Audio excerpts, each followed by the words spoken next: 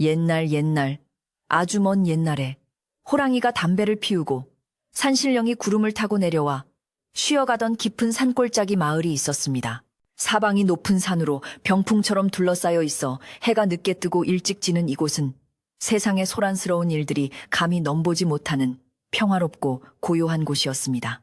봄이면 진달래가 산을 붉게 물들이고 여름이면 시원한 계곡 물소리가 끊이지 않았으며 가을에는 황금빛 들판이 춤을 추고 겨울에는 온 세상이 하얀 눈 이불을 덮고 잠드는 아름다운 마을이었습니다. 마을 사람들은 욕심 없이 부지런히 땅을 일구며 살았고 이웃의 기쁨을 나의 기쁨처럼 여기고 슬픔을 함께 나누며 오순도순 살아가는 순박한 사람들이었습니다. 이 마을의 가장 안쪽 산자락이 포근하게 감싸 안은 명당 자리에 최 씨 부부가 사는 아담한 초가집 한 채가 있었습니다. 최 씨는 마을에서 누구보다 부지런하고 마음씨가 고와서 남의 어려운 일을 보면 그냥 지나치는 법이 없는 사람이었습니다. 그의 아내 역시 덕이 많고 손끝이 야무져서 집안 살림을 알뜰하게 꾸려나갔으며 지나가는 나그네에게도 따뜻한 밥 한 그릇을 대접할 줄 아는 넉넉한 인심을 지니고 있었습니다. 부부의 집 마당에는 커다란 감나무가 한 그루 서 있었고 뒤뜰 장독대에는 윤기나는 항아리들이 나란히 줄지어 서 있었으며 외양간에는 누렁소 한 마리가 평화롭게 여물을 씹고 있는 그저 바라보기만 해도 마음이 푸근해지는 그런 집이었습니다. 하지만 이토록 남부러울 것 없어 보이는 최 씨 부부에게도 남모르는 깊은 근심이 하나 있었으니 그것은 바로 혼인을 한 지 10년이 넘도록 슬아의 자식이 없다는 것이었습니다. 밤마다 정화수를 떠놓고 달님에게 빌어도 보고 명산대천을 찾아다니며 지극정성을 들여보았지만 삼신할머니는 무심하게도 아이 점지를 미루고만 계셨습니다. 최 씨는 밭을 갈다가도 뛰어노는 마을 아이들을 보면 일손을 멈추고 멍하니 바라보기 일쑤였고 아내 역시 밤마다 아이의 베넷저고리를 만지작거리며 남몰래 한숨을 짓곤 했습니다. 마을 사람들도 이 착한 부부의 사정을 안타까워하며 좋은 약을 구하면 먼저 챙겨주고 덕담을 건네며 그들의 마음을 위로해주곤 했습니다. 그러던 어느 해 유난히 눈이 많이 내리던 겨울밤에 드디어 기다리던 기적 같은 소식이 찾아왔습니다. 최 씨의 아내가 마침내 태기를 느꼈고 10달이라는 긴 기다림 끝에 아이가 세상에 나올 준비를 하게 된 것입니다. 그날 밤은 온 세상을 집어삼킬 듯이 한방눈이 펑펑 쏟아져 내려 산도 들도 지붕도 모두 하얗게 지워버린 듯한 깊은 밤이었습니다. 매서운 겨울바람이 문풍지를 세차게 흔들었지만 최 씨네 안방 아랫목은 그 어느 때보다 뜨겁게 달아올라 있었고 산파 역할을 맡은 뒷집 할머니와 물을 끓여 나르는 최 씨의 발걸음 소리만이 긴장감 속에 분주하게 오고 갔습니다. 방 안에서는 산통을 겪는 아내의 거친 숨소리가 들려왔고 마루에서 서성이는 최 씨는 타들어가는 속을 애써 달래며 두 손을 모아 간절히 기도했습니다. 부디 산모와 아이 모두 건강하게만 해주십시오. 만약 아이를 주신다면 평생을 바쳐 바르게 키우고 이웃에게 베풀며 살겠습니다. 그의 기도는 차가운 밤 공기를 가르고 하늘에 닿을 듯 절실했습니다. 눈은 그칠 줄 모르고 계속해서 내렸고 마을의 모든 불빛이 꺼진 깊은 밤, 오직 최 씨네 집만이 호롱불을 밝힌 채 새 생명의 탄생을 기다리며 숨죽이고 있었습니다. 굴뚝에서 피어오르는 연기조차 눈송이에 눌려 낮게 깔리는 신비롭고 엄숙한 밤이었습니다. 바로 그때 칠흑 같은 어둠 속에서 마을 뒷산 쪽으로부터 무언가 거대한 기운이 최 씨네 집을 향해 천천히 다가오고 있었습니다. 그것은 산짐승들이 먹이를 찾아 어슬렁거리는 살기가 아니라 마치 산 자체가 움직이는 듯한 묵직하고도 위험 있는 기운이었습니다. 굵은 눈발 사이로 드러난 형체는 놀랍게도 집채만큼이나 커다란 백호, 즉 하얀 호랑이였습니다. 눈 덮인 산을 호령하는 산군이라 불리는 백호가 마을까지 내려온 것은 마을이 생긴 이래 처음 있는 일이었습니다. 백호는 소리 없이 눈을 밟으며 최 씨네 살인문을 넘어 마당으로 들어섰고 그 눈빛은 형형하게 빛났으나 사납지 않고 오히려 깊은 호수처럼 맑고 그윽했습니다. 부엌에서 뜨거운 물을 담은 대야를 들고 나오던 뒷집 할머니는 방문 틈으로 마당에 서 있는 거대한 백호와 눈이 딱 마주치고 말았습니다. 할머니는 너무나 놀라 비명조차 지르지 못한 채 그 자리에 얼어붙고 말았습니다. 아이고, 이제 우리 다 죽었구나 하는 공포가 스쳤지만 이상하게도 백호는 사람을 해치려는 기색이 전혀 없었습니다. 백호는 꼬리를 길게 늘어뜨린 채 산모가 누워있는 안방 문 쪽을 향해 뚜벅뚜벅 걸어왔습니다. 그러더니 믿을 수 없는 광경이 벌어졌습니다. 그 용맹한 짐승이 앞다리를 굽히고 머리를 조아려 마치 귀한 분을 뵙듯이 방 쪽을 향해 깊이 절을 올리는 것이 아니겠습니까? 백호가 무릎을 꿇고 절을 올리는 그 순간 방 안에서 응애, 응애 하고 우렁찬 아기의 울음소리가 터져 나왔습니다. 세상의 첫 공기를 마시는 아이의 울음소리는 눈보라 소리를 뚫고 힘차게 울려 퍼졌고 그 소리에 화답하듯 백호는 낮은 소리로 크르릉 하고 기분 좋은 울림을 토해냈습니다. 그것은 위협이 아니라 마치 축복을 내리는 듯한 혹은 주군을 맞이하는 신하의 예우와도 같은 소리였습니다. 할머니는 다리가 후들거려 주저앉으면서도 이 경이로운 장면을 눈에 똑똑히 담았습니다. 백호는 한참 동안이나 꿇어앉아 방 안의 기운을 살피더니 이내 몸을 돌려왔던 길을 따라 소리 없이 사라졌습니다. 눈 위에 찍힌 거대한 발자국은 금세 새로 내리는 눈에 덮여 흔적도 없이 지워졌습니다. 방 안으로 들어간 할머니는 갓 태어난 사내 아이를 받아들고는 감격에 겨워 눈물을 흘렸습니다. 아이는 막 태어났음에도 불구하고 피부가 뽀얗고 눈동자가 샛별처럼 초롱초롱했습니다. 최 씨는 탯줄을 자르고 아이를 품에 안으며 세상을 다 얻은 듯한 기쁨에 젖어들었습니다. 고생했소. 정말 고생했소. 이렇게 튼튼한 아들을 낳아주다니 내 평생 당신을 업고 다니리다. 아내 역시 땀에 젖은 얼굴로 아이를 바라보며 행복한 미소를 지었습니다. 부부는 아이의 이름을 산처럼 듬직하고 넓은 마음을 가지라는 뜻에서 산이라고 짓기로 했습니다. 뒷집 할머니는 자신이 본 것을 부부에게 말해야 할지 말아야 할지 깊은 고민에 빠졌습니다. 백호가 내려와 아이에게 절을 했다는 사실이 알려지면 이 아이는 평범한 삶을 살기 어려울 것이 분명했습니다. 관가에 알려지면 혹시나 역적의 기운이 있다 하여 해를 입을 수도 있고 마을 사람들에게 두려움의 대상이 될 수도 있었습니다.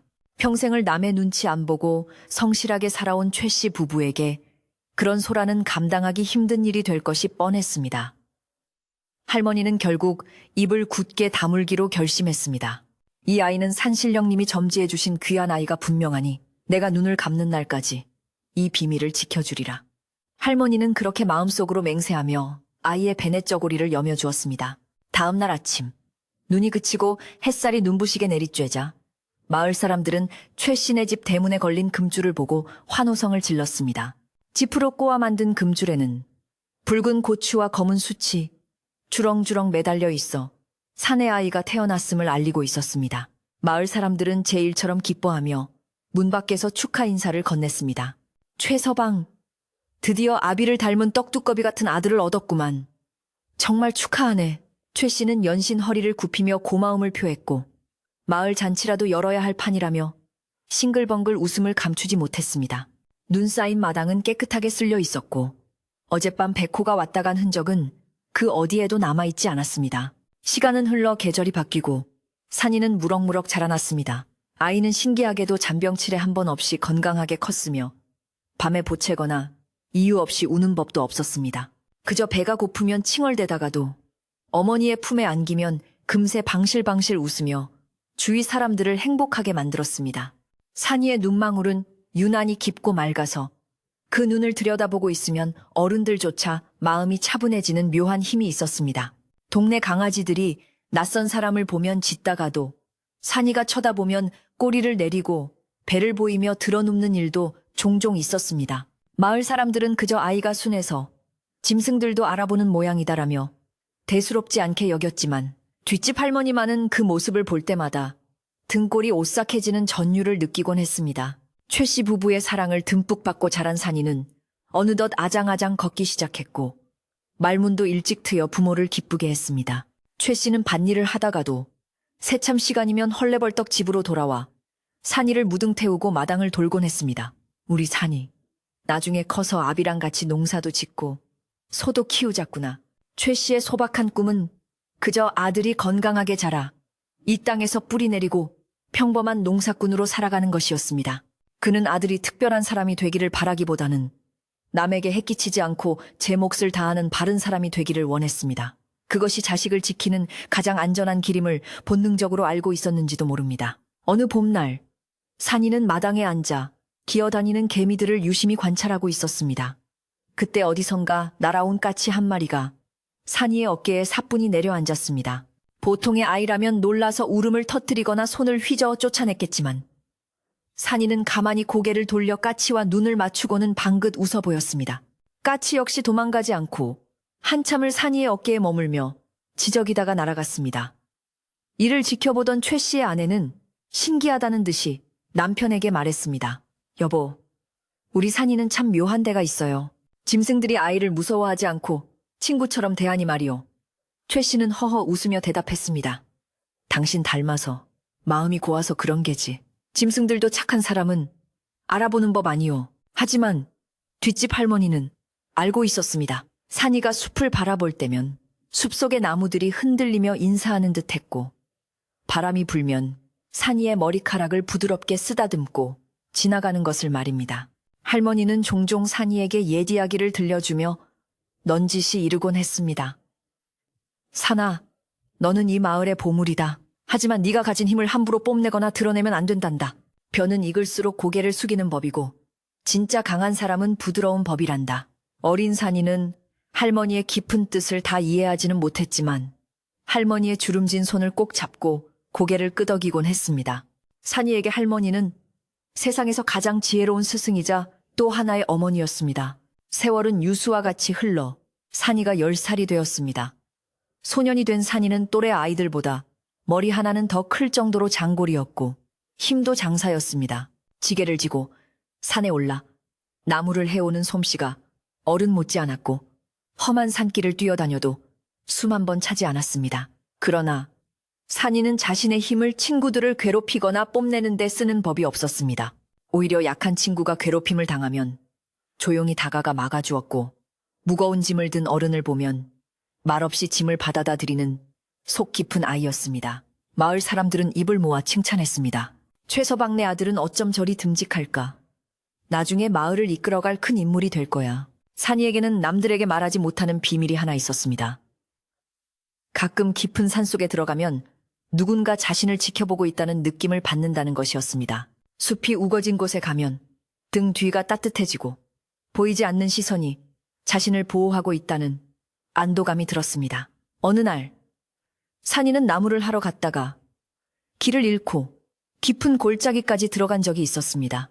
해는 저물어가고 늑대 울음소리가 들려오는 두려운 상황이었지만 산이는 당황하지 않고 가만히 눈을 감았습니다. 그러자 어디선가 부드러운 바람이 불어와 길을 안내하듯 나뭇잎을 흔들었고 그 길을 따라 내려오니 무사히 마을 어귀에 닿을 수 있었습니다.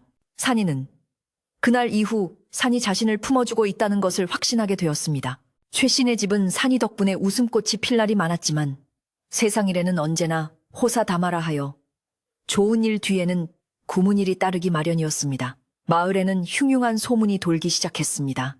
나라에 가뭄이 들어 인심이 흉흉해지고 도적대가 들끓는다는 소식이었습니다. 다행히 이 깊은 산골 마을까지는 아직 여파가 미치지 않았지만 마을 어른들은 곡식 창고를 단속하고 밤에는 순번을 정해 마을 입구를 지키기로 했습니다. 최 씨는 마을 회의에 참석하여 내전 일을 도맡아 했고 아내는 비상식량을 준비하며 만일의 사태에 대비했습니다. 하지만 그들이 진정으로 경계해야 할 것은 바깥의 도적이 아니라 예상치 못한 곳에서 찾아올 불청객이었습니다. 어느 날 해질녘 마을 입구에 낯선 사내 하나가 나타났습니다. 갓을 쓰고 도포를 입었지만 옷차림이 남루하고 눈빛이 뱀처럼 교활해 보이는 사내였습니다. 그는 보찜 하나를 달랑 메고 최 씨네 집 앞을 서성거리며 집안을 힐끔힐끔 훔쳐보았습니다. 마당에서 장작을 패던 산이가 그 인기척을 느끼고 도끼를 멈춘 채 사내를 바라보았습니다. 사내는 어린 산이의 눈빛에 잠시 주춤하는 듯 했으나 이내 능글맞은 웃음을 지으며 대문 안으로 들어섰습니다. 이리 오너라. 주인장 계시오? 내 먼 길을 오느라 목이 마른데 물 한 모금 얻어 마실 수 있겠소? 최 씨가 방에서 나와 사내를 맞이했습니다. 누구신지요? 들어와서 목을 축이시지요. 최 씨는 의심 없이 사내를 마루에 앉히고 시원한 냉수를 대접했습니다. 물을 단숨에 들이킨 사내는 최 씨의 얼굴을 빤히 쳐다보더니 무릎을 탁 치며 소리쳤습니다. 아니, 이게 누구신가? 자네, 내 얼굴을 기억 못하겠는가? 나일세. 나, 자네의 먼 육촌 형님 되는 박가일세. 최 씨는 어리둥절한 표정으로 사내를 바라보았습니다. 워낙 친척이 귀한 집안이라 육촌 형님이 있다는 소리는 들어본 적이 없었지만 사내는 막무가내로 족보를 들이대며 옛날 이야기를 늘어놓기 시작했습니다. 이자가 바로 훗날 마을을 뒤흔들고 최 씨 가족을 위기에 빠뜨릴 박서방이었습니다. 그는 읍내에서 노름으로 재산을 탕진하고 빚쟁이들에게 쫓기다가 이 산골 마을에 마음씨 좋은 부자가 살고 있다는 소문을 듣고 찾아온 것이었습니다. 박서방의 눈은 탐욕으로 번들거렸습니다. 기름진 논밭과 튼튼한 집, 그리고 마구간의 살진소를 보자마자 그는 이곳에 눌러앉아 이 모든 것을 차지하겠다는 검은 속내를 품었습니다. 그는 자신의 곤궁한 처지를 과장하며 눈물 연기를 펼쳤고 마음 약한 최 씨는 차마 그를 내치지 못하고 사랑방을 내어주게 되었습니다. 그날 밤 산이는 사랑방에 든 박서방이 영 마땅치 않았습니다. 그가 들어온 이후로 집안의 공기가 탁해진 듯한 느낌이 들었고 항상 집을 지켜주던 맑은 바람이 멈춘 것 같았습니다. 뒷집 할머니 역시 담너머로 박서방을 보며 혀를 찼습니다. 싸쌍, 집에 들이지 말아야 할 것을 들였구나. 관상이 신보가 고약하고 욕심이 덕지덕지 붙은 상이야. 할머니의 걱정스러운 중얼거림을 들은 산이는 주먹을 꽉 쥐었습니다. 부모님이 소중히 지켜온 이 집과 평화를 저 낯선 사내가 깨뜨리게 둘 수는 없다고 생각했습니다. 박서방은 첫날부터 본색을 드러내지는 않았습니다. 그는 낮에는 최 씨의 일손을 돕는 척하며 마을 사람들의 정보를 캐내고 밤에는 최 씨 부부에게 아양을 떨며 신뢰를 쌓으려 노력했습니다. 하지만 그의 시선은 언제나 산이에게 머물렀을 때 차갑게 변하곤 했습니다. 산이가 자신을 꿰뚫어보는 듯한 눈빛을 보낼 때마다 박서방은 알 수 없는 두려움과 불쾌감을 느꼈기 때문입니다. 저 녀석, 보통 내기가 아니야. 내 계획에 방해가 될 게 분명해. 박서방은 속으로 칼을 갈며 산이를 몰아낼 궁리를 시작했습니다. 평화롭던 최신의 집에 서서히 먹구름이 들이우고 있었습니다. 산이는 마당에 나와 밤하늘을 올려다보았습니다. 유난히 별이 밝은 밤이었지만 다른 구름 뒤에 숨어 모습을 보여주지 않았습니다. 산 너머에서 늑대 울음소리가 길게 이어졌고 산이는 무언가 심상치 않은 일이 벌어질 것 같은 예감에 잠을 이루지 못했습니다. 그러나 그는 아직 자신의 운명이 얼마나 거대한 폭풍우 속으로 휘말려 들어갈지 알지 못했습니다. 단지 가족을 지키겠다는 순수한 마음 하나만이 가슴속에서 조용히 타오르고 있을 뿐이었습니다. 이제 곧 닥쳐올 시련 앞에서 과연 10살 소년 산이는 어떻게 집을 지켜낼 수 있을까요? 이야기는 이제 막 시작되었을 뿐입니다. 박서방이 최신의 사랑방에 짐을 푼 지 어느덧 한 달이 지나고 계절은 완연한 봄을 지나 여름의 문턱으로 접어들고 있었습니다. 처음 며칠간은 눈치를 보며 마당을 쓸거나 소여물을 끓이는 신념이라도 하던 박서방은 최 씨 부부의 천성적인 순박함과 무조건적인 배려를 확인하자 점차 본색을 드러내기 시작했습니다. 그는 아침 해가 중천에 뜰 때까지 늘어지게 늦잠을 자는 것은 예사였고 밥상이 들어오면 반찬이 짜다 싱겁다 타박을 하며 주인 행세를 하려 들었습니다. 땀 흘려 일하고 돌아온 최 씨에게 시원한 물 한 그릇 떠주기는커녕 부채질을 해달라며 뻔뻔하게 다리를 뻗고 눕는 모습은 누가 주인이고 누가 객인지 분간하기 어려울 지경이었습니다. 최 씨는 워낙 사람이 좋은지라 먼 친척 형님이 오갈 데가 없어 그러려니 하고 묵묵히 참아 넘겼습니다. 허허, 형님이 밖에서 고생을 많이 하셔서 몸이 상하신 게지요. 푹 쉬시면 나아지실 겁니다. 라며 오히려 아내를 다독였지만 아내의 생각은 달랐습니다. 곳간의 쌀자루가 눈에 띄게 줄어들고 닭장에서 갓 낳은 달걀이 쥐도 새도 모르게 사라지는 일이 빈번해졌기 때문입니다. 박서방은 밤이면 몰래 부엌에 들어가 훔쳐먹은 흔적을 남기면서도 다음 날이면 시치미를 뚝 떼고 이 집 쥐들이 극성이네라며 너스레를 떨었습니다. 집안의 질서가 서서히 무너지고 있었지만 최 씨는 혈육의 정 때문에 차마 싫은 소리를 하지 못했습니다. 산이는 이 모든 상황을 묵묵히 지켜보고 있었습니다.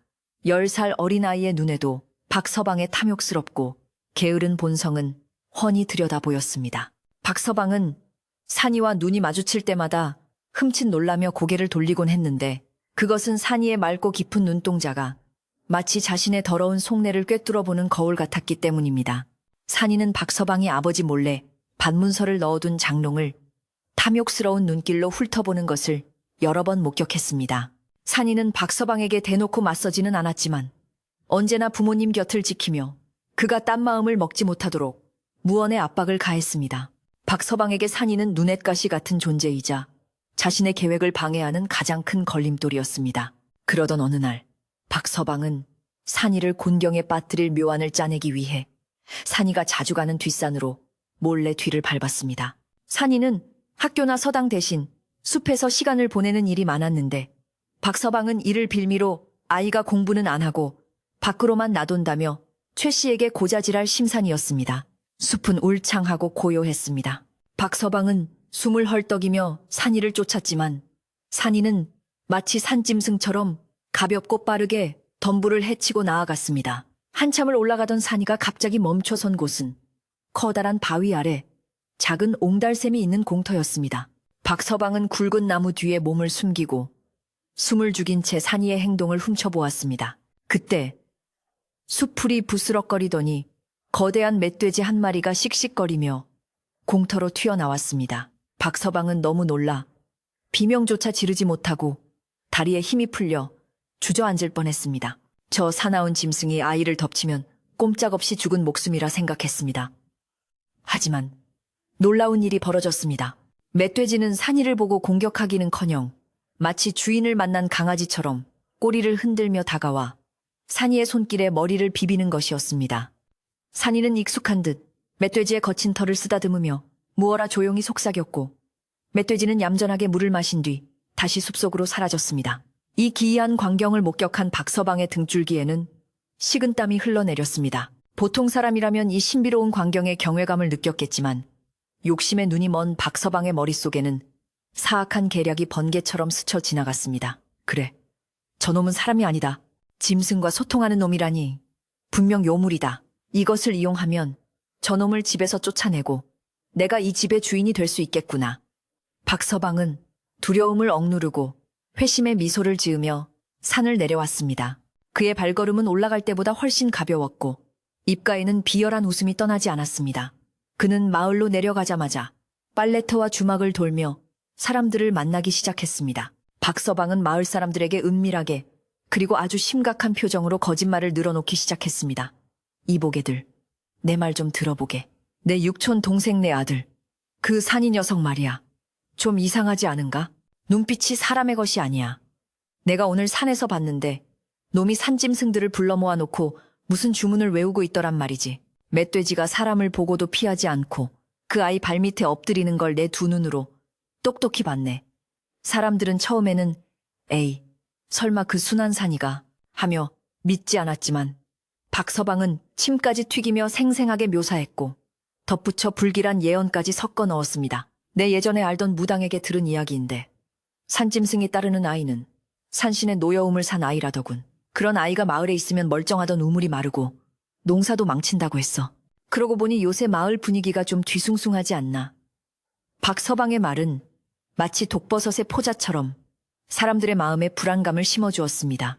시골 마을 사람들은 미신에 약했고 농사가 생명인 그들에게 가뭄이나 흉년보다 무서운 말은 없었습니다. 사람들은 삼삼오오 모여 수군거리기 시작했고 산이를 보는 눈빛에도 조금씩 두려움과 의심이 섞이기 시작했습니다. 소문은 발 없는 말이 되어 천리를 간다고 했던가요.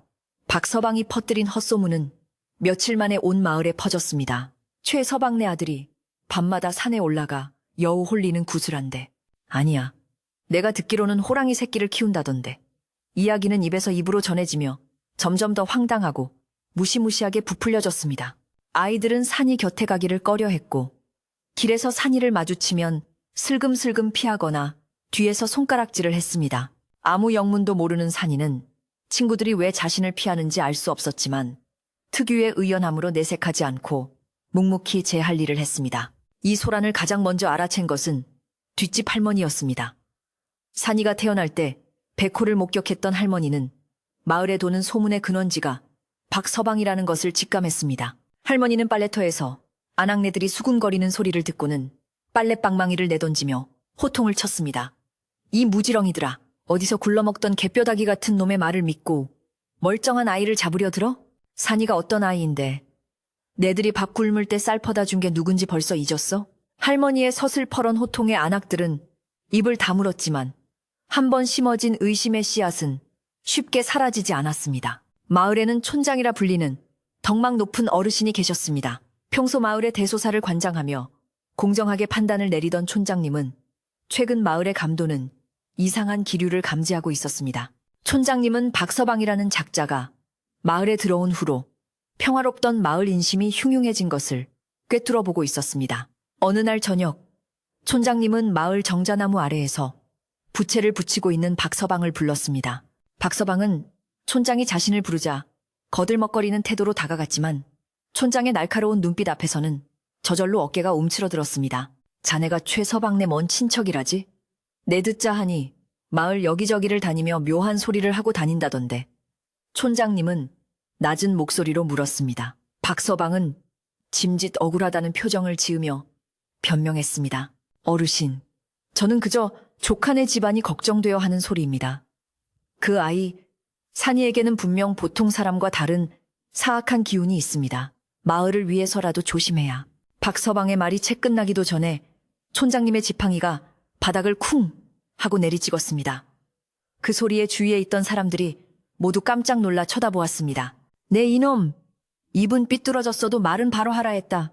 아직 어린아이를 두고 근거 없는 낭설을 퍼뜨려 마을 사람들을 이간질하다니 내 죄가 가볍지 않다.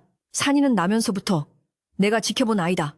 그 아이의 눈 맑음을 보지 못하고 내 놈의 썩은 눈으로 세상을 보니 모든 게 비틀려 보이는 게야. 촌장님의 호통은 추상 같았습니다. 한 번만 더 내 귀에 그런 헛소리가 들리면 그때는 내 놈을 멍석말이하여 마을 밖으로 내칠 것이니 그리 알아라. 박서방은 얼굴이 불그락 푸르락해져서 아무 말도 못하고 꽁무니를 빼야 했습니다. 망신을 당하고 집으로 돌아온 박서방은 분을 사귀지 못해 씩씩거렸습니다. 두고 보자. 늙은이. 그리고 산이놈. 내 기필코 너희들이 무릎 꿇고 빌게 만들 것이다. 박서방의 악독함은 오히려 더 깊어졌습니다. 그는 이제 단순한 소문을 넘어 실제로 마을에 재앙이 닥친 것처럼 꾸밀 계획을 세우기 시작했습니다. 그는 한밤중에 몰래 마을의 공동 우물가로 가서 흙과 돌을 집어넣어 물길을 막거나 멀쩡한 밭고랑을 망가뜨려 놓고는 짐승이 한지처럼 위장했습니다. 그리고는 아침마다 동네방네 떠들며 이것 봐라, 내 말이 맞지 않느냐, 재앙이 시작되었다며 공포감을 조성했습니다. 집안 분위기도 예전 같지 않았습니다. 최 씨 부부는 박서방이 하는 말을 반신반의하면서도 마을 사람들의 시선이 따가워지자 산이를 걱정하기 시작했습니다. 여보, 사람들이 산이 이야기를 하는데 혹시 산이가 정말 산짐승들과 어울려 다니는 게 아닐까요? 박 형님 말씀이 아주 틀린 것 같지는 않아요. 아내의 걱정스러운 말에 최 씨는 한숨을 내쉬었습니다. 부인, 우리 산이를 믿읍시다. 하지만 박 형님이 자꾸 저러니 내 마음도 편치가 않소. 아이 단속을 좀 해야겠구려. 최 씨는 결국 산이를 불러 숲에 가지 말고 집 안에만 있으라고 타일렀습니다. 산이는 억울했지만 부모님의 말씀을 거역할 수 없어 고개를 끄덕였습니다. 네, 아버지. 당분간 산에 가지 않겠습니다. 산이는 마당에 앉아 멍하니 산 쪽을 바라보았습니다. 산에서 불어오는 바람이 산이의 뺨을 스치며 마치 위로하듯 속삭였습니다. 갇혀 지내는 산이는 답답했지만 그보다 더 견디기 힘든 것은 부모님의 얼굴에 드리운 근심의 그림자였습니다. 박서방은 그 틈을 타 더욱 기고만장해져서 최 씨에게 감나라 배나라 간섭을 심하게 했고 심지어 안방 아랫목까지 차지하려 들었습니다. 최 씨네 집의 주인이 누구인지 헷갈릴 지경이 되었습니다. 그러던 중 마을에 진짜 위기가 닥쳐왔습니다. 하늘이 뚫린 듯 비가 오지 않던 마른 장마가 끝나고 본격적인 무더위가 시작되었는데 갑자기 마을 공동 우물의 물이 급격히 줄어들기 시작한 것입니다. 예년에도 가뭄은 있었지만 이토록 갑작스럽게 물이 마르는 일은 드물었습니다. 논바닥이 거북이 등처럼 갈라지고 식수마저 부족해지자 사람들의 인심은 날카로워졌고 두려움은 분노로 변할 대상을 찾고 있었습니다. 박서방은 이 기회를 놓치지 않았습니다. 그는 사람들이 모인 곳이면 어디든 나타나 목청을 높였습니다. 여러분, 내 말이 틀렸습니까? 저주받은 아이가 마을에 있으니 산신령이 노하여 물줄기를 끊어버린 겁니다. 이대로 두면 우리 모두 목나 죽습니다. 당장 그 아이를 쫓아내고 굿이라도 해야 합니다. 박서방의 선동은 목마름과 더위에 지친 사람들의 이성을 마비시켰습니다. 평소 산이를 예뻐하던 사람들조차 정말 그런가 하며 흔들리기 시작했습니다. 사람들은 웅성거리며 최씨의 집 쪽을 흘끔거렸고 그 눈빛에는 예전의 따스함 대신 차가운 적대감이 서려 있었습니다. 산이는 밤마다 잠을 이루지 못하고 뒤척였습니다. 창호지 문 너머로 들려오는 박서방의 코드는 소리가 천둥 소리처럼 거슬렸고 부모님의 한숨 소리는 가슴을 후벼 팠습니다. 산이는 알고 있었습니다. 이 모든 일이 박서방의 욕심에서 시작되었지만 이제는 자신이 나서지 않으면 해결될 수 없는 지경에 이르렀다는 것을요. 산이는 조용히 자리에서 일어나 문을 열고 팻마루로 나갔습니다. 밤하늘에는 불길한 붉은 달이 떠 있었고 바람결에 실려온 산의 냄새는 예전과 달리 비릿하고 무거웠습니다. 그때 멀리서 희미하지만 분명한 소리가 들려왔습니다. 어흥 하고 낮게 깔리는 호랑이의 울음소리였습니다. 마을 사람들은 모두 잠들어 듣지 못했지만 산이의 귀에는 너무나도 선명하게 들렸습니다. 그것은 위협하는 소리가 아니라 산이에게 어서 오라고 부르는 혹은 무언가 할 말이 있다는 듯한 백호의 부름이었습니다. 산이는 주먹을 꽉 쥐었습니다. 자신이 태어난 날 자신에게 절을 했던 그 신비로운 존재가 지금 자신을 부르고 있었습니다. 산이는 결심했습니다. 내일 날이 밝으면 사람들이 뭐라 하든 산에 올라가야겠다고. 이 가뭄의 원인과 박서방의 거짓을 밝힐 단서를 찾아야만 했습니다. 박서방은 사랑방 문틈으로 마루에 서 있는 산이를 훔쳐보고 있었습니다. 달빛을 받은 산이의 뒷모습은 10살 아이답지 않게 크고 단단해 보였습니다. 박서방은 순간 섬뜩한 기분을 느꼈지만 이내 고개를 저으며 애써 무시했습니다. 아무리 네가 발버둥 쳐봐라. 내일이면 온 마을 사람들이 횃불을 들고 너를 쫓아낼 것이다. 이 집과 땅은 이제 내 차지가 되는 거야. 박서방은 탐욕스러운 미소를 지으며 다시 이불 속으로 기어 들어갔습니다. 그러나 그는 몰랐습니다. 자신이 건드린 것이 단순한 어린아이가 아니라 산이 선택하고 호랑이가 지키는 영험한 존재라는 것을, 그리고 내일이 되면 자신의 운명이 송두리째 뒤바뀔 것이라는 사실을 말입니다. 밤은 깊어가고 마을은 폭풍전야와 같은 고요 속에 잠겨 있었습니다. 우물은 말라가고 사람들의 마음도 말라가고 있었지만 오직 산이의 마음속 깊은 곳에서만은 맑은 샘물이 솟아오르듯 용기가 차오르고 있었습니다. 최씨 부부의 헌신, 뒷집 할머니의 믿음, 촌장님의 경고, 그리고 박서방의 악행이 뒤엉킨 이 마을에 이제 곧 진실을 밝힐 거대한 사건이 다가오고 있었습니다. 산이와 백호의 재회, 그리고 드러날 진실은 과연 어떤 모습일까요? 이야기는 이제 절정을 향해 치닫고 있습니다. 다음날 아침이 밝았지만 태양은 마치 이 마을을 집어삼킬 듯이 붉고 거대하게 떠올랐습니다. 아침부터 찌는 듯한 무더위가 대지를 달구었고 매미 소리조차 더위에 지쳐 끊어질 듯 이어졌습니다. 마을 사람들은 눈을 뜨자마자 습관처럼 우물가로 모여들었지만 그들을 기다리고 있는 것은 바닥을 드러낸 축축한 진흙뿐이었습니다. 두레박을 아무리 깊이 내려보아도 퍼올려지는 것은 흙탕물 섞인 모래뿐, 목을 축일 수 있는 맑은 물은 한 방울도 남아있지 않았습니다. 안악들은 빈 물동이를 끌어안고 망연자실하여 주저앉았고 늙은 노인들은 하늘을 원망하며 긴 한숨을 내쉬었습니다. 마을의 생명줄과도 같은 우물이 마른다는 것은 곧 마을의 죽음을 의미하는 것이나 다름없었기에 사람들의 눈동자에는 절망과 공포가 가득 찼습니다. 이 절망적인 상황을 기다렸다는 듯이 박서방이 사람들 틈을 파고들었습니다. 그는 일부러 더 과장된 표정으로 혀를 차며 큰 소리로 떠들기 시작했습니다. 아이고, 이를 어쩌나. 내 말이 맞지 않소? 산신령이 노해도 단단히 노한 게야. 어제까지만 해도 찰랑거리던 물이 하룻밤 사이에 감쪽같이 사라지다니 이건 분명 요괴의 장난이 아니고서는 있을 수 없는 일이지. 박서방의 목소리는 메마른 공기를 타고 사람들의 귓속으로 날카롭게 파고들었습니다. 평소라면 그냥 넘겼을 말도 당장 마실 물이 없는 극한 상황에서는 무서운 진실처럼 들리기 마련이었습니다. 사람들은 동요하기 시작했고 그들의 시선은 자연스럽게 최씨의 집 쪽을 향해 모여들었습니다. 박서방은 기세를 몰아 사람들을 선동했습니다. 여러분, 더 이상 지체할 시간이 없습니다. 저주받은 아이 하나 때문에 온 마을이 말라 죽을 수는 없지 않소? 당장 가서 결판을 내야 합니다. 그 아이를 내보내든지 아니면 구판이라도 벌여서 산신의 노여움을 풀어야 우리가 삽니다. 그의 말에 몇몇 성질 급한 청년들이 동조하며 고함을 질렀고 두려움에 휩싸인 마을 사람들은 홀린 듯이 박서방의 뒤를 따르기 시작했습니다. 횃불과 몽둥이 대신 빈 물동이와 농기구를 든 사람들의 행렬은 살기등등하게 최씨네 집으로 향했습니다. 평화롭던 산골 마을의 인심이 순식간에 흉포한 폭도로 변해버린 것입니다. 최씨 부부는 마당에 몰려든 사람들의 웅성거림에 놀라 밖으로 나왔습니다. 평소 형님, 아우하며 지내던 이웃들의 얼굴이 분노로 일그러져 있는 것을 보고 최씨는 가슴이 철렁 내려앉았습니다. 아니, 다들 아침부터 무슨 일이시오? 무슨 할 말이 있길래 이리 때로 몰려오셨소? 최씨가 떨리는 목소리로 물었지만 돌아오는 것은 싸늘한 냉소와 고함뿐이었습니다. 군중의 맨 앞에 선 박서방이 팔짱을 끼고 거만하게 나섰습니다. 최서방, 자네도 상황을 봤으면 알 것 아닌가. 우물이 말랐네. 이게 다 자네 아들 산이놈이 부정한 짓을 해서 생긴 일이야. 마을 사람들이 다 그렇게 생각하고 있네. 최 씨의 아내는 기가 막혀 말을 잇지 못하고 울음을 터뜨렸습니다. 박 형님, 어찌 그런 섭섭한 말씀을 하십니까? 우리 산이가 어떤 아이인지 뻔히 아시면서 어떻게 친척이라는 분이 앞장서서 이러실 수가 있습니까? 아내의 호소에도 박서방은 눈 하나 깜짝하지 않았습니다. 오히려 그는 사람들을 향해 소리쳤습니다. 보시오. 아직도 자기 자식 감싸기에만 급급하지 않소?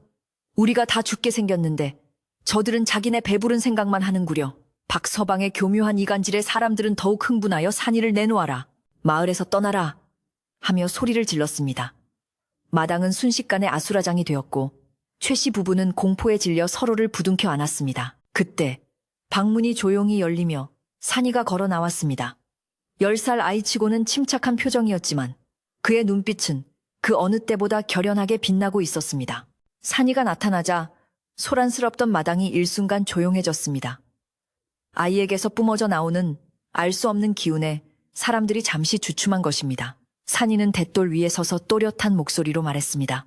어르신들, 그리고 형님들.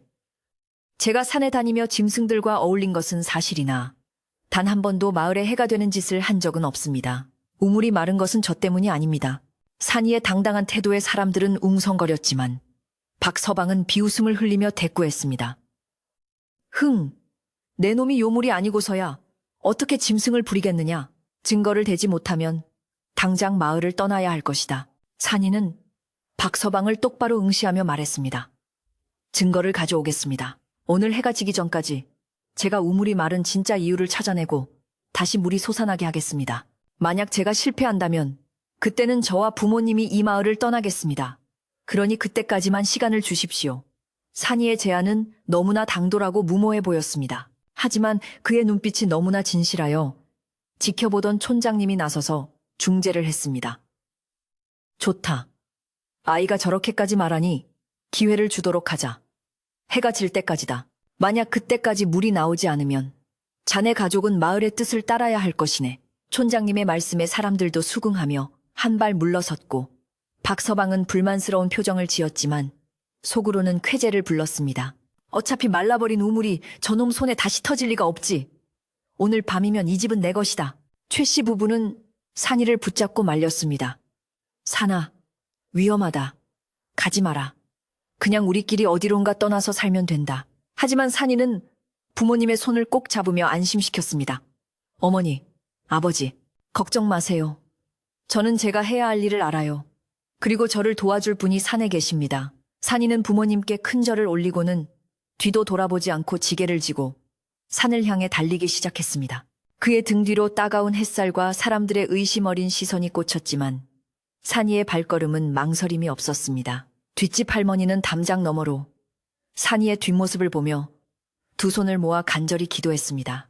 산신령님, 부디 저 아이를 굽어 살펴 주소서. 산속으로 들어갈수록 공기는 더욱 뜨겁고 무거웠습니다. 나뭇잎들은 가뭄에 시들어 축 늘어져 있었고 바스락거리는 낙엽 소리가 유난히 크게 들렸습니다. 산이는 평소 다니던 길이 아닌 어젯밤 호랑이 울음소리가 들렸던 험한 골짜기를 향해 방향을 잡았습니다. 덩굴이 발목을 잡고 가시덤불이 옷을 찢었지만 산이는 고통을 느낄 겨를도 없이 산을 올랐습니다. 땀이 비 오듯 쏟아져 눈앞을 가렸지만 그는 멈추지 않았습니다. 지금 이 순간에도 공포에 떨고 있을 부모님을 생각하면 잠시도 쉴 수 없었습니다. 백호님, 어디 계십니까? 저를 부르셨지요? 제발 길을 보여주세요. 산이는 마음속으로 끊임없이 외쳤습니다. 한참을 올라산 중턱에 이르렀을 때 산이는 이상한 점을 발견했습니다. 평소 졸졸 흐르던 작은 계곡물조차 완전히 말라붙어 바닥에 돌들이 하얗게 드러나 있었던 것입니다. 그런데 그 마른 계곡을 따라 올라가다 보니 흙이 무너져 내린 흔적이 보였습니다. 누군가 인위적으로 건드린 것인지 아니면 짐승이 한 짓인지 알 수 없었지만 물길이 시작되는 곳을 향해 갈수록 흙냄새가 짙게 났습니다. 산이는 직감적으로 물의 근원이 막혔음을 알았습니다. 하지만 그곳은 산이 혼자 힘으로는 도저히 닿을 수 없는 가파른 절벽 위에 있었습니다. 절망감이 밀려오려는 찰나 숲의 고요를 깨뜨리는 묵직한 발걸음 소리가 들려왔습니다. 산이가 고개를 돌리자 숲의 그림자 속에서 거대한 백호가 모습을 드러냈습니다. 태어난 날 밤 보았던 그 신비로운 모습 그대로, 아니 그보다 더 위엄있고 성스러운 자태로 산이를 내려다보고 있었습니다. 백호의 털은 눈처럼 하얗게 빛났고 황금색 눈동자는 지혜와 힘으로 가득 차 있었습니다. 산이는 두려움 없이 백호에게 다가가 무릎을 꿇었습니다. 백호님, 마을이 위험합니다. 제 부모님이 곤경에 처했습니다. 물이 왜 말랐는지 알려주세요. 저를 도와주세요. 산이의 간절한 호소에 백호는 낮은 소리로 그르렁거리더니 머리로 산이의 어깨를 툭 밀며 따르라는 신호를 보냈습니다. 백호는 바람처럼 빠르게 절벽을 타고 올라갔고 산이도 젖먹던 힘을 다해 그 뒤를 따랐습니다. 백호가 멈춘 곳은 산의 가장 깊은 곳, 수원지가 시작되는 작은 동굴 앞이었습니다. 그런데 그곳은 거대한 바위와 흙더미로 꽉 막혀 있었습니다. 자세히 보니 그것은 자연적인 산사태가 아니라 누군가 고의로 위쪽의 흙을 무너뜨려 물길을 돌려놓은 흔적이 역력했습니다. 박서방이 며칠 전 밤에 산에 올라와 무슨 짓을 했는지가 명백해지는 순간이었습니다. 그는 자신의 예언을 실현시키기 위해 마을의 생명줄을 끊는 끔찍한 짓을 저지른 것입니다. 산이는 분노가 치밀어 올랐지만 지금은 물길을 트는 것이 먼저였습니다. 산이는 달려들어 맨손으로 흙을 파내고 돌을 치우기 시작했습니다. 하지만 바위는 꿈쩍도 하지 않았고 10살 아이의 힘으로는 역부족이었습니다. 손톱이 깨지고 피가 흘렀지만 산이는 포기하지 않았습니다. 안 돼, 해야 해. 반드시 물을 보내야 해. 산이가 울부짖으며 바위를 밀 때 백호가 다가왔습니다. 백호는 거대한 앞발을 바위에 대고 산이와 함께 힘을 주었습니다. 백호의 근육이 꿈틀거리며 엄청난 힘이 뿜어져 나왔고 쿠르릉 하는 소리와 함께 꽉 막혀있던 바위가 조금씩 움직이기 시작했습니다. 조금만 더! 조금만 더! 산이는 백호의 기운을 받아 온 힘을 다해 바위를 밀어냈습니다. 한편 마을에서는 해가 서산으로 넘어가고 있었습니다. 약속한 시간이 다가오자 박서방은 회심의 미소를 지으며 최씨네 집 마루에 걸터 앉았습니다. 자, 이제 시간이 다 되었네. 그 녀석은 도망간 게 분명해. 호랑이 밥이 되었거나 겁이 나서 튀었겠지. 박서방은 미리 준비해둔 문서를 꺼내 최씨 앞에 던졌습니다. 최서방, 이제 약속대로 집을 비워주게. 자네가 순순히 이 집 문서를 넘기면 내가 마을 사람들을 잘 설득해서 자네 부부가 밤에 몰래 도망갈 수 있도록 길은 터주겠네. 이게 내 마지막 호의야. 최 씨는 문서를 쳐다보지도 않고 산 쪽만 하염없이 바라보았습니다. 아니요, 우리 산이는 돌아옵니다. 반드시 돌아옵니다. 박서방은 코웃음을 쳤습니다. 미련하긴, 마을 사람들 눈이 안 보이는가. 저 험악한 표정들을 보라고. 지금 당장이라도 집에 불을 지를 기세야. 내 보호 없이는 자네들 오늘 밤을 넘기기 힘들걸? 실제로 마을 사람들은 기다림에 지쳐 점점 험악해지고 있었고 몇몇은 담장을 넘어 마당으로 들어오고 있었습니다. 최 씨의 아내는 공포에 질려 남편의 옷자락을 붙잡고 떨었습니다. 박서방은 억지로 최 씨의 손에 붓을 쥐어주며 서명을 강요했습니다. 어서 찍어! 살고 싶으면 찍으란 말이야. 분위기는 일촉즉발, 폭발하기 직전에 화약고와 같았습니다. 그 시각, 산 정상에서는 기적이 일어나고 있었습니다. 백호와 산이가 힘을 합쳐 마지막 큰 바위를 밀어내자 쾅 하는 소리와 함께 갇혀있던 물줄기가 폭포수처럼 터져나왔습니다. 맑고 차가운 물은 막혔던 흙더미를 쓸어내리며 계곡을 따라 무서운 기세로 마을을 향해 내달리기 시작했습니다. 산이는 흙투성이가 된 얼굴로 환하게 웃으며 백호를 껴안았습니다. 고맙습니다. 정말 고맙습니다. 백호는 산이의 뺨을 거친 혀로 핥아주며 마치 어서 내려가라는 듯이 등을 떠밀었습니다. 산이는 다시 지게를 지고 물보다 먼저 마을에 닿기 위해 산을 뛰어 내려오기 시작했습니다. 그의 발걸음은 날개를 단 듯 가벼웠습니다. 마을 사람들은 박서방의 재촉에 동요하며 최 씨 집으로 들이닥치려 하고 있었습니다. 촌장님조차 더 이상은 막을 명분이 없어 난처한 표정으로 하늘만 쳐다보고 있었습니다. 박서방이 최 씨의 손을 억지로 잡아 문서에 지장을 찍으려는 찰나 산 쪽에서 천둥 소리 같은 굉음이 들려왔습니다. 우르르르 쾅쾅. 사람들은 깜짝 놀라 하던 일을 멈추고 소리가 나는 쪽을 쳐다보았습니다. 맑은 하늘에 날벼락이라도 치는 것일까요? 아니면 박서방의 말대로 산신령이 노한 것일까요? 땅이 미세하게 진동하기 시작했고 그 진동은 점점 더 커져 사람들의 발바닥을 간지럽혔습니다. 그 소리는 빗소리도 아니었고 천둥 소리도 아니었습니다. 그것은 엄청난 양의 물이 계곡을 타고 내려오는 소리였습니다. 그리고 그 소리와 함께 마을 어귀에 흙먼지를 일으키며 달려오는 작은 그림자가 보였습니다. 바로 산이었습니다. 산이는 숨이 턱까지 차올랐지만 얼굴에는 승리감에 찬 미소를 띠고 대문 안으로 뛰어들어왔습니다. 아버지, 어머니, 물이 옵니다. 산신령님이 물을 보내주셨습니다. 산이의 외침과 동시에 마을 뒤편 말라버린 개울에서부터 쏴 하는 시원한 물소리가 들려오기 시작했습니다. 사람들은 귀를 의심하며 서로의 얼굴을 쳐다보았습니다. 박서방은 사색이 되어 자리에서 벌떡 일어났습니다. 이럴 리가 없어. 분명 내가 꽉 막아놨는데. 아니, 그게 아니라. 박서방은 당황하여 횡설수설하다가 말실수를 하고 말았습니다. 사람들의 시선이 순식간에 박서방에게 쏠렸습니다. 하지만 그보다 더 놀라운 것은 마을 우물가에서 들려오는 함성이었습니다. 물이 솟는다. 우물에 물이 차오른다. 물길이 터지자 지하 수맥이 다시 연결되어 마을 우물에서도 맑은 물이 콸콸 솟아오르기 시작한 것입니다. 절망에 빠졌던 마을은 순식간에 환호성으로 뒤덮였고 사람들은 물동이를 내던지고 춤을 추기 시작했습니다. 산이는 마당 한가운데 서서 거칠게 숨을 몰아쉬며 박서방을 노려보았습니다. 그의 뒤로는 붉은 노을이 깔리고 있었고 멀리 산등성이에서는 백호의 실루엣이 어렴풋이 보였습니다. 이제 모든 진실이 밝혀질 시간이 다가왔습니다. 박서방이 저지른 악행과 거짓말, 그리고 산이가 찾아온 진실이 마을 사람들 앞에서 명명백백하게 드러날 순간이었습니다. 최 씨 부부는 달려와 아들을 껴안았고 박서방은 뒷걸음질치며 도망칠 구멍을 찾고 있었습니다. 하지만 아직 끝난 것이 아니었습니다. 산이는 이제 마을 사람들 앞에서 박서방의 죄를 묻고 이 모든 소동을 잠재울 준비를 하고 있었습니다. 과연 박서방은 자신의 죄를 인정할까요? 그리고 마을 사람들은 이 사태를 어떻게 받아들일까요? 이야기는 이제 가장 뜨거운 절정을 향해 달려갑니다. 마을 뒤편 개울에서 콸콸콸 하며 쏟아지는 물소리는 그 어떤 음악 소리보다 아름답고 감동적이었습니다. 말라비틀어졌던 논바닥을 적시고 먼지 풀풀 날리던 개울가를 채우며 흐르는 물줄기는 마을 사람들의 메마른 가슴까지 시원하게 적셔주었습니다.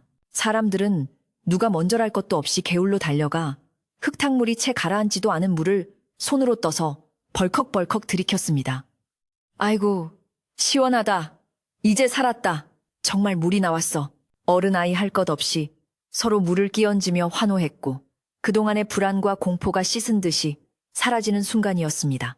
최 씨 부부도 서로 부둥켜 안고 감격의 눈물을 흘렸습니다. 아들 산이가 해낸 것입니다. 그 어린 것이 혼자 산에 올라가 마을을 구한 것입니다.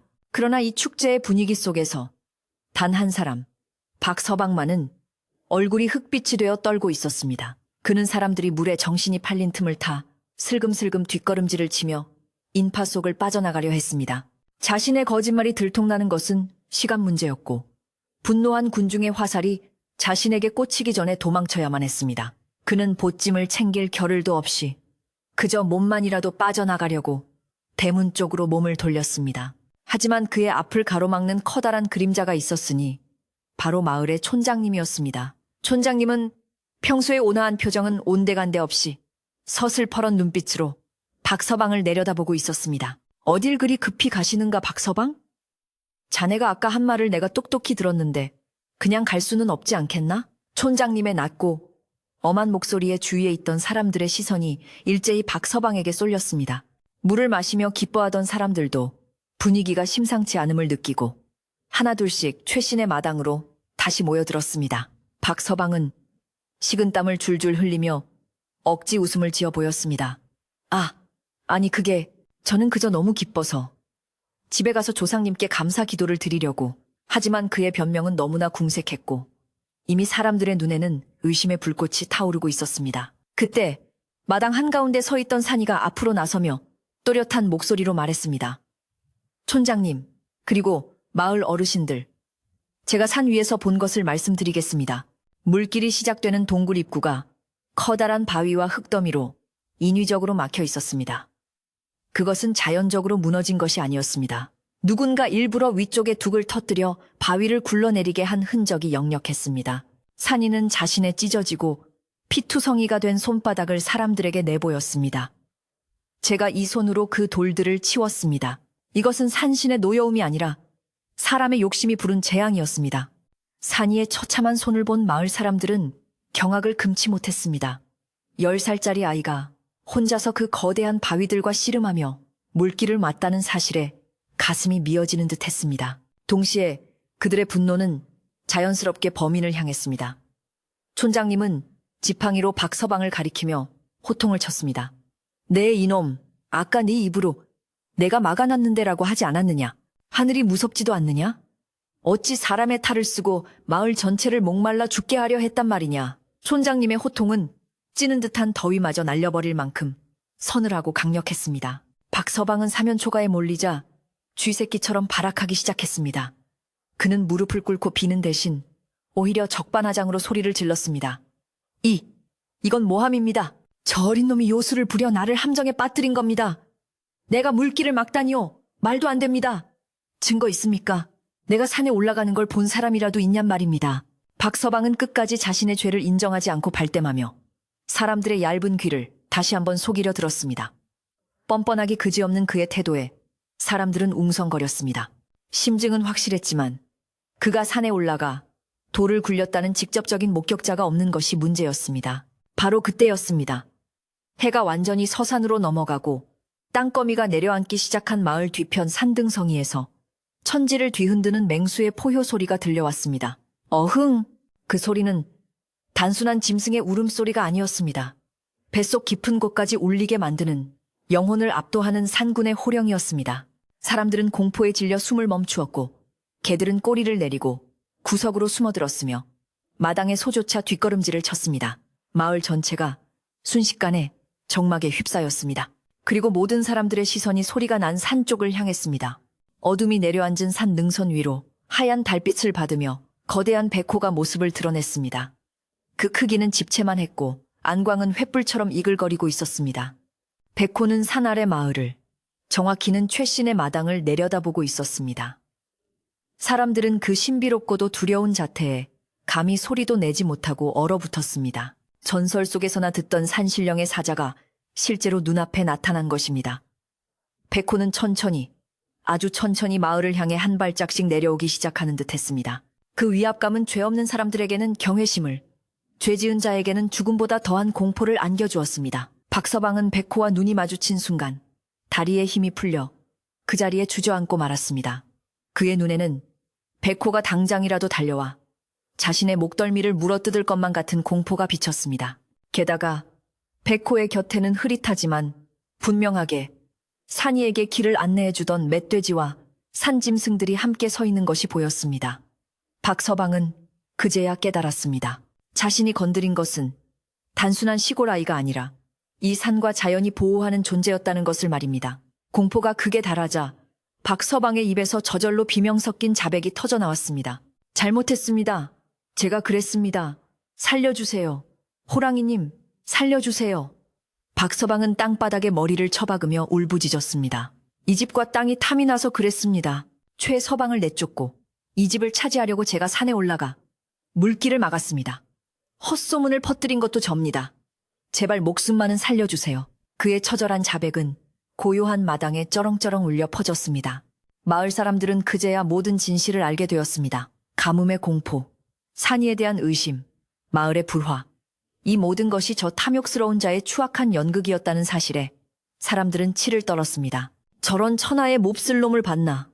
마을 청년들이 씩씩거리며 박서방을 덮치려 했지만 산이가 조용히 손을 들어 그들을 말렸습니다. 산이는 여전히 침착한 표정으로, 하지만 더 이상 어린아이가 아닌 어른스러운 위엄을 띠고 박서방에게 다가갔습니다. 산이의 뒤로는 멀리 산 위에 백호가 지켜보고 있었습니다. 산이는 바닥에 엎드려 벌벌 떨고 있는 박서방을 내려다보며 차분하게 말했습니다. 형님, 욕심은 눈을 멀게 하고 귀를 막게 합니다. 형님의 욕심 때문에 우리 가족뿐만 아니라 온 마을이 고통받았습니다. 하지만 짐승도 은혜를 아는데 사람이 사람을 해쳐서야 되겠습니까? 산이는 잠시 말을 멈추고 한숨을 쉬었습니다. 형님을 관아에 넘겨 벌을 받게 할 수도 있지만 부모님과의 인연을 생각하여 그리하지는 않겠습니다. 다만 이 마을에는 더 이상 형님이 머물 곳이 없습니다. 지금 당장 떠나십시오. 그리고 2번 다시 이 마을 근처에는 얼씬도 하지 마십시오. 만약 다시 나타난다면 그때는 저 산의 주인께서 용서하지 않을 것입니다. 산이의 말은 단호했고 거역할 수 없는 힘이 실려 있었습니다. 박서방은 감히 고개를 들지도 못한 채 고맙습니다, 고맙습니다를 연발하며 기어다니다시피 몸을 일으켰습니다. 박서방은 보찜도 챙기지 못한 채 신발 한 짝이 벗겨진 것도 모르고 허둥지둥 대문을 빠져나갔습니다. 그는 뒤에서 호랑이가 쫓아오기라도 하는 듯 뒤도 돌아보지 않고 어둠 속으로 달아났습니다. 마을 사람들은 도망치는 그의 뒷모습에 소금을 뿌리며 침을 뱉었습니다. 다시는 오지 마라. 퉁, 박서방이 사라진 길 위로 흙먼지만이 뿌옇게 일어났다가 가라앉았습니다. 마을을 짓누르던 먹구름이 걷히고 악한 기운이 완전히 사라지는 순간이었습니다. 백호는 박서방이 멀리 사라지는 것을 확인하고는 산이를 향해 마지막으로 짧게 포효한 뒤 다시 숲속으로 모습을 감추었습니다. 박서방이 사라지고 나자 마당에는 어색한 정적이 감돌았습니다. 마을 사람들은 서로의 얼굴을 쳐다보다가 하나둘씩 고개를 숙였습니다. 박서방의 거짓 노름에 속아 죄 없는 산이를 의심하고 심지어 내쫓으려 했던 자신들의 어리석음이 부끄러워 견딜 수가 없었기 때문입니다. 특히 몽둥이를 들고 앞장섰던 청년들은 쥐구멍이라도 찾고 싶은 심정이었습니다. 최 씨 부부에게 그리고 산이에게 씻을 수 없는 상처를 주었다는 죄책감이 사람들의 마음을 무겁게 짓눌렀습니다. 그때 뒷집 할머니가 지팡이를 짚고 앞으로 나왔습니다. 할머니는 산이의 손을 잡고 혀를 차며 말했습니다. 비양, 이 귀한 손이 다 망가졌구나. 이 미련한 늙은이들이 널 알아보지 못하고 고생만 시켰어. 할머니의 눈시울이 붉어졌습니다.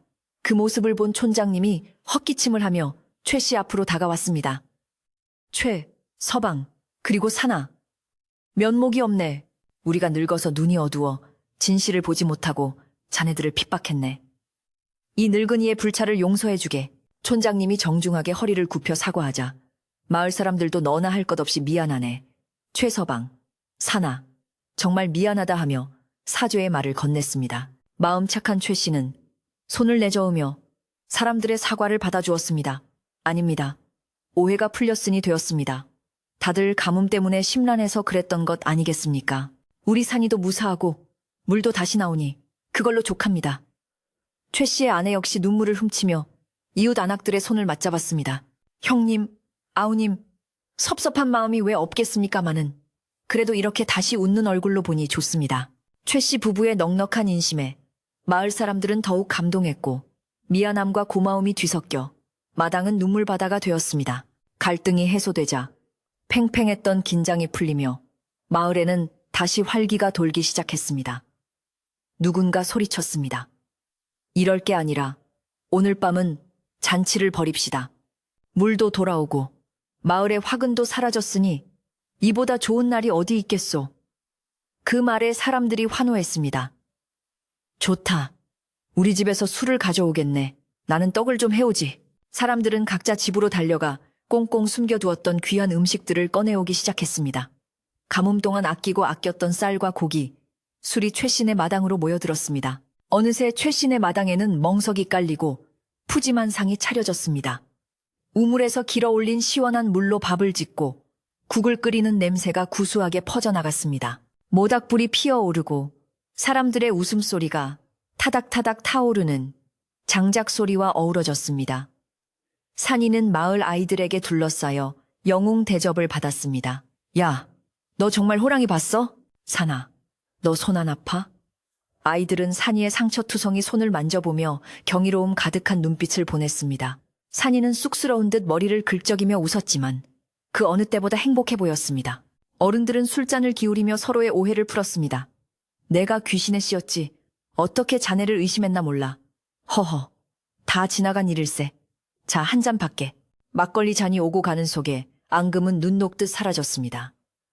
촌장님은 산이를 불러 곁에 앉히고는 닭다리 하나를 뜯어주며 말했습니다. 산아, 너는 우리 마을의 보배다. 앞으로 이 마을을 잘 지켜다오. 산이는 두 손으로 닭다리를 받으며 씩씩하게 대답했습니다. 네, 촌장님. 제가 힘 닿는 데까지 돕겠습니다. 밤이 깊어가고 하늘에는 수많은 별들이 쏟아질 듯 반짝였습니다. 개울물 흐르는 소리는 여전히 청아하게 들려왔고 마을 사람들의 노랫소리가 구성지게 울려 퍼졌습니다. 마당 한 구석, 평상에 앉아 이 풍경을 바라보던 최 씨. 부부는 서로의 손을 꼭 잡았습니다. 여보, 정말 다행이요. 우리 산이가 이렇게 훌륭하게 컸구려. 그러게요. 산신령님이 우리를 도우셨나 봐요. 부부는 아들이 대견하고 다시 찾은 평화가 너무나 소중했습니다. 뒷집 할머니는 흐뭇한 미소를 지으며 밤하늘을 올려다보았습니다. 어딘가에서 백호가 이 평화로운 풍경을 내려다보고 있을 것만 같았습니다. 폭풍이 지나간 자리에 비 온 뒤 땅이 굳어진다는 말처럼 마을 사람들의 결속은 더욱 단단해졌습니다. 산이는 이제 저주받은 아이가 아니라 마을을 구한 영웅이자 산이 선택한 아이가 되었습니다. 하지만 산이는 우쭐대지 않았습니다. 그는 여전히 예전처럼 조용하고 겸손한 모습으로 돌아갔습니다. 다만 달라진 것이 있다면 이제 마을 사람 그 누구도 산이의 눈을 피하지 않고 따뜻한 미소로 맞아준다는 것이었습니다. 박서방이라는 거대한 먹구름이 물러가고 마을에는 진짜 맑고 밝은 달이 떠오른 밤이었습니다. 하지만 이야기는 여기서 끝이 아닙니다. 이 소동이 완전히 마무리되고 마을이 진정한 일상으로 돌아와 산이가 어떤 어른으로 성장해 나가는지, 그리고 산신령과의 약속은 어떻게 이어지는지 마지막 이야기가 남아 있습니다. 오늘 밤에 소란스러웠던 잔치가 끝나고 내일 아침 찾아올 고요하고 평온한 풍경, 그리고 산이가 우리에게 전해줄 마지막 따뜻한 메시지가 기다리고 있습니다. 이제 편안한 마음으로 마지막 이야기를 기다려주세요. 소란스러웠던 잔치가 끝나고 마을에 다시 평온한 아침이 찾아왔습니다. 지난밤에 흥겨웠던 꽹과리 소리와 노랫소리는 새벽 안개와 함께 흩어지고 대신 참새들의 지저귐과 맑게 흐르는 개울 물소리가 그 빈자리를 채웠습니다. 밤새 내린 이슬은 가뭄에 시달렸던 나뭇잎과 풀잎들을 영롱하게 적셔주었고 동쪽 하늘에서 떠오르는 태양은 그 어느 때보다 따스하고 부드러운 빛을 대지에 뿌려주었습니다. 마을 사람들은 늦은 밤까지 잔치를 즐기느라 피곤할 법도 했지만 물이 돌아왔다는 기쁨과 안도감 덕분인지 누구 하나 찌푸린 얼굴 없이 활기차게 아침을 맞이했습니다.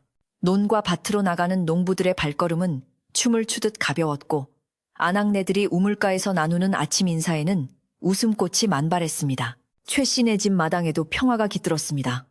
박서방이 어질러 놓고 간 사랑방은 최 씨와 아내가 아침 일찍 일어나 말끔하게 치워놓았습니다. 탐욕과 거짓으로 얼룩졌던 이불과 세간살이를 드러내고 창문을 활짝 열어 젖히니 산에서 불어오는 맑은 바람이 방 안구석구석을 돌며 묵은 냄새를 씻어내 주었습니다. 최 씨는 빗자루로 마당을 쓸며 생각했습니다. 이제야 우리 집이 다시 숨을 쉬는구나. 마당 구석의 감나무도 주인의 마음을 아는지 푸른 잎을 살랑이며 시원한 그늘을 드리워 주었습니다. 외양간의 누렁소도 밤새 푹 잤는지 긴 속눈썹을 깜빡이며 여물을 오물오물 씹고 있었고 닭장 안의 암탉들은 꼬꼬댁거리며 갓 낳은 따뜻한 달걀을 자랑하고 있었습니다. 산이는 여느 때와 다름없이 일찍 일어나 지게를 지고 산으로 향할 채비를 했습니다. 어제 마을 사람들의 환호를 받으며 영웅이 되었지만 산이의 태도는 조금도 변함이 없었습니다. 우쭐대거나 거만하게 구는 대신 오히려 더 낮은 자세로 부모님을 공경하고 제 할 일을 묵묵히 찾는 것이었습니다. 지게를 지고 대문을 나서는 산이를 보며 동네 어르신들이 먼저 다가와 인사를 건넸습니다. 산아, 잘 잤느냐? 어제는 정말 고생 많았다. 네 덕분에 우리가 살았어. 예전에는 의심의 눈초리로 보던 사람들이 이제는 존경과 사랑을 담아 산이를 바라보았습니다. 산이는 쑥스러운 듯 고개를 숙이며 아니에요, 어르신. 편안히 주무셨어요? 하고 예의 바르게 대답할 뿐이었습니다. 마을의 풍경은 하루가 다르게 생기를 되찾아갔습니다. 물길이 트이자 말라 비틀어졌던 벼들이 다시 고개를 들기 시작했고 누렇게 떴던 밭작물들도 초록빛을 회복했습니다. 사람들은 너 나 할 것 없이 두레를 만들어 논에 물을 대고 김을 매며 구슬땀을 흘렸습니다. 예전 같으면 내 논에 물을 먼저 대겠다고 다투었겠지만 큰 위기를 함께 넘긴 뒤라 그런지 서로 양보하고 도우며 일하는 모습이 마치 한 가족 같았습니다. 김서방네 논에 물이 좀 부족한 것 같은데 우리 물꼬를 좀 터줄까? 아이고, 박서방 고맙네. 나중에 내 밭에 감자를 좀 캐다 주겠네. 오고 가는 정담 속에 마을의 인심은 더욱 두터워졌고 이 모든 변화의 중심에는 산이가 있었습니다. 산이는 틈날 때마다 뒷산에 올라가 물길을 살폈습니다. 혹여나 다시 막히는 곳은 없는지, 짐승들이 다니는 길에 문제는 없는지 꼼꼼하게 점검했습니다. 숲은 언제나 산이를 반겨주었습니다. 다람쥐가 어깨 위로 뛰어내리고 산새들이 머리 위를 맴돌며 노래를 불렀습니다. 산이는 숲속 깊은 곳, 백호와 함께 바위를 밀어냈던 그 장소에 앉아 조용히 눈을 감고 산의 기운을 느꼈습니다. 비록 백호는 그날 밤 이후 다시 모습을 드러내지 않았지만 산이는 알고 있었습니다. 어디선가 그 든든한 눈빛이 자신과 마을을 지켜보고 있다는 것을요. 산들바람이 불어와 땀을 식혀줄 때면 마치 백호가 거친 혀로 뺨을 핥아주는 듯한 따뜻함을 느낄 수 있었습니다. 계절은 어느덧 여름의 끝자락을 지나 가을의 문턱으로 넘어갔습니다. 산과 들은 황금빛으로 물들기 시작했고 마을 곳곳에는 붉은 고추가 멍석 위에 널려 햇볕을 쬐고 있었습니다. 올해는 가뭄 때문에 흉년이 들 거라 걱정했지만 산이가 물길을 찾아낸 덕분에 예년보다 더 풍성한 수확을 거둘 수 있었습니다. 논에서는 누렇게 익은 벼가 고개를 숙여 겸손함을 가르쳤고 밭에서는 굵은 무와 배추가 땅의 기운을 가득 머금고 자라났습니다. 마을 사람들은 이게 다 산이 덕분이야. 산신령님이 도운 계지라며 입을 모아 칭찬했습니다. 최씨네 마당에 있는 감나무에도 주홍빛 감들이 주렁주렁 매달려 파란 가을 하늘과 아름다운 대조를 이루었습니다. 수확철이 되자 산이는 누구보다 바쁘게 움직였습니다. 자신의 집일 뿐만 아니라 일손이 부족한 독거노인이나 몸이 불편한 이웃의 밭일을 도맡아 했기 때문입니다. 산이가 지게 가득했단을 짊어지고 걸어갈 때면 아이들이 졸졸 따라다니며 형, 나도 힘세지면 형처럼 될 거야 하며 제잘거렸습니다. 산이는 아이들에게 힘은 약한 사람을 도우라고 있는 거야. 함부로 쓰면 안 된단다라며 다정하게 일러주었습니다. 박서방이 심어놓았던 괴물이라는 오명은 이제 완전히 사라지고 산이는 마을의 듬직한 형이자 오빠 그리고 어른들의 자랑스러운 아들로 자리 잡았습니다. 박서방에 대한 이야기는 이제 마을의 우스갯소리나 교훈적인 옛 이야기처럼 변해갔습니다. 술자리에서 사람들은 그때 박서방 도망가는 꼴 봤나? 신발 한 짝은 어디다 두고 갔는지 몰라 하며 껄껄 웃었습니다. 하지만 그 웃음 뒤에는 욕심을 부리면 벌을 받는다는 준엄한 교훈이 담겨 있었습니다. 최 씨는 가끔 사랑방을 보며 씁쓸한 표정을 짓기도 했지만 이내 그 사람도 어디선가 개과천선에서 잘 살았으면 좋겠구려 하며 털어버렸습니다. 나쁜 기억은 흐르는 물에 씻겨 내려가고 마을에는 좋은 기억과 정겨운 이야기들만 차곡차곡 쌓여갔습니다. 마을 사람들은 이 평화가 영원히 지속되기를 바라며 하루하루를 성실하게 살았습니다. 어느 늦가을 저녁, 촌장님이 최 씨네 집을 찾아왔습니다. 촌장님은 산이에게 줄 새 집신과 따뜻한 솜옷을 선물로 가져오셨습니다. 네, 우리 마을을 구해준 보답을 제대로 못한 것 같아 늘 마음에 걸렸네. 올겨울 유난히 춥다는데 산이가 따뜻하게 지냈으면 해서 가져왔네. 촌장님의 따뜻한 마음에 최 씨 부부는 몸 둘발을 몰라 했습니다. 산이는 새 옷을 받아들고 환하게 웃으며 촌장님, 감사합니다. 이 옷 입고 겨울에 택감 많이 해와서 어르신 방 따뜻하게 데워드릴게요 라고 말했습니다. 촌장님은 산이의 머리를 쓰다듬으며 허허, 기특하기도 하지. 너는 정말 하늘이 내린 아이로구나 하며 눈시울을 붉혔습니다. 시간은 흘러 첫눈이 내리는 겨울이 다시 찾아왔습니다. 산이가 태어나던 그날 밤처럼 온 세상이 하얗게 뒤덮인 고요한 밤이었습니다. 하지만 이번 눈은 두려움이나 고립을 주는 눈이 아니라 한 해 동안 고생한 대지를 포근하게 감싸 안아 휴식을 주는 축복의 눈이었습니다. 마을의 초가 지붕마다 하얀 목화솜 같은 눈이 소복이 쌓였고 굴뚝에서는 저녁밥을 짓는 하얀 연기가 모락모락 피어올랐습니다. 밖에는 매서운 바람이 불었지만 마을의 모든 집안은 구들장이 뜨끈뜨끈하게 데워져 훈훈한 온기로 가득 찼습니다. 최씨네 가족은 따뜻한 아랫목에 옹기종기 모여 앉아 저녁상을 받았습니다. 상 위에는 팹쌀로 지은 윤기 흐르는 하얀 쌀밥과 보글보글 끓고 있는 구수한 된장찌개, 그리고 잘 익은 김장김치와 가을에 말려둔 시래기 나물이 올라와 있었습니다. 소박하지만 정성이 가득 담긴 세상에서 가장 맛있는 밥상이었습니다. 최 씨가 숟가락을 들며 말했습니다. 올 한 해 정말 다사다난했지만 이렇게 세 식구가 건강하게 밥을 먹으니 더 바랄 게 없구나. 이 모든 게 우리 산이 덕분이다. 아내는 산이의 밥그릇에 큼직한 두부를 올려주며 많이 먹어라, 우리 아들. 내년에도 우리 행복하게 살자 하며 따뜻한 미소를 보냈습니다. 산이는 부모님의 사랑이 담긴 밥을 한 숟가락 가득 입에 넣었습니다. 구수한 된장 맛과 달콤한 쌀밥의 맛이 입안 가득 퍼지며 온몸을 따뜻하게 녹여주었습니다. 아버지, 어머니, 저는 두 분이 계셔서 정말 행복해요. 앞으로도 제가 우리 집과 마을을 잘 지킬게요. 아무 걱정하지 마세요. 산이의 듬직한 말에 최 씨 부부는 서로를 마주보며 흐뭇한 웃음을 지었습니다. 방 안에 호롱불이 일렁이며 세 사람의 그림자를 벽에 비추었고 그 그림자는 마치 하나로 뭉쳐진 듯 다정하고 튼튼해 보였습니다. 밖에서 휘몰아치는 눈보라, 소리도 이 방 안의 따스한 행복을 뚫고 들어오지는 못했습니다. 식사를 마친 후 산이는 문을 열고 잠시 산마루로 나갔습니다. 차가운 겨울 공기가 폐 속 깊이 들어와 머리를 맑게 해주었습니다. 하늘에서는 여전히 한방눈이 펑펑 쏟아지고 있었고 온 세상은 은색으로 빛나고 있었습니다. 산이는 멀리 뒷산을 바라보았습니다. 눈 덮인 산은 마치 거대한 백호가 웅크리고 앉아 마을을 품고 있는 형상처럼 보였습니다. 산이는 마음속으로 조용히 인사를 건넸습니다. 백호님, 편안히 주무세요. 저도 이제 어엿한 산의 아들이 되어 이 땅을 지키겠습니다. 그러자 산 쪽에서 후 하고 바람 소리가 들려왔습니다. 마치 백호가 산이의 인사에 대답하며 편안한 숨을 내쉬는 것 같았습니다. 방으로 다시 들어온 산이는 부모님의 이불을 펴드렸습니다. 최 씨 부부는 하루의 고단함을 잊고 따뜻한 이불 속으로 들어가 편안하게 자리를 잡았습니다. 산아, 너도 어서 자거라. 내일은 눈을 치워야 하니 일찍 일어나야지. 아버지의 말씀에 산이도 자신의 이불 속으로 파고들었습니다. 목화솜 이불의 포근한 감촉과 아랫목의 따스한 온기가 산이의 몸을 노곤하게 만들었습니다. 산이는 베개에 머리를 묻고 천장을 바라보며 생각했습니다. 험한 일도 있었고 무서운 일도 있었지만 결국 진심은 통하고 착한 마음은 이긴다는 것을요.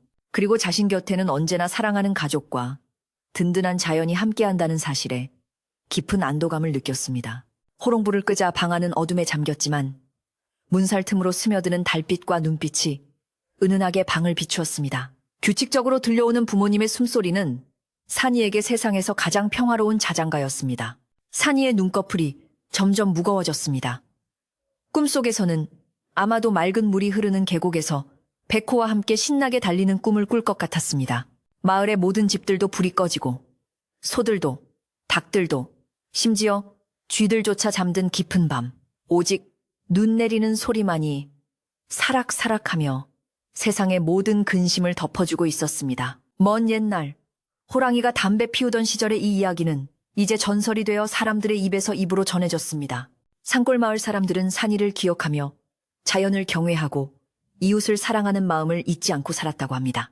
그리고 눈이 많이 오는 밤이면 할머니들은 손자들의 머리맡에서 이 이야기를 들려주며 아이들이 산이처럼 맑고 씩씩하게 자라기를 기도했답니다.